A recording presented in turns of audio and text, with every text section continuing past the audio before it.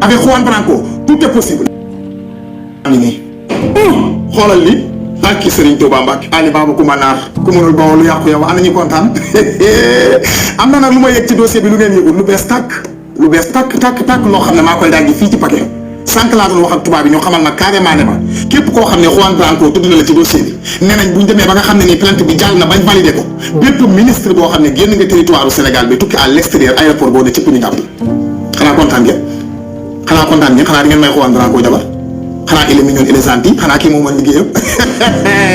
kan moo gëm ne Sénégal dina jaar yoon d'ici peu de temps Sénégal day jaar yoon Juan moo ko téye nii mooy doxal barki Serigne Touba Mbacke di nga xeeb xal mu lakk sa daay